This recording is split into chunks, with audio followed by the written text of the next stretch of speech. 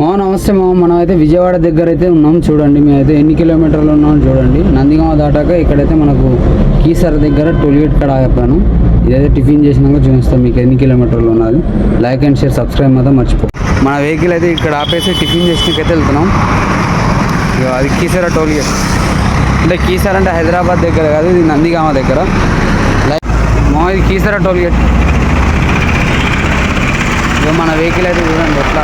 నమస్తే చూడండి మన వీడియో చేయడానికి కారణం ఏంటంటే విజయవాడ దగ్గరలో ఉన్నాం. మనమైతే నందిగామ దాటి మనకైతే కీసర దగ్గరలో ఉన్నాం. చూడండి ఇదైతే కీసర టోల్గేట్ నుంచి మనకైతే 46 కిలోమీటర్లు వస్తుంది. పరిటాల దాటినాక మనకైతే గొల్లగూడ వస్తుంది. గొల్లగూడ దాటినాక విజయవాడ. మనకైతే నెక్స్ట్ 106 కిలోమీటర్లో మనకైతే 51 సెకండ్స్ వస్తున్నాము. మనమైతే అంత వెళ్ళలేము. కాకపోతే మనం విజయవాడకి అయితే వెళ్ళట్లేదు. చూస్తున్నాం ఇంత దగ్గరికి వెళ్ళేసి వ్యాపారం చేస్తున్నామని. మీకు నచ్చిన వీడియో అయితే కామెంట్ చేయము. మనం ఎంత దూరం వచ్చి బతకడానికి కారణం మనీ అవసరపడుతుంది. మనకైతే ఎంత దూరం వచ్చి బతకడానికి మనమైతే ఇలా వ్యాపారం చేయడానికి, రోడ్ల మీద తిరగడానికి, ఇలా మనం చేయడానికి, డ్రైవింగ్ చేసే విధానానికి మనమైతే మనీ ఇంపార్టెంట్.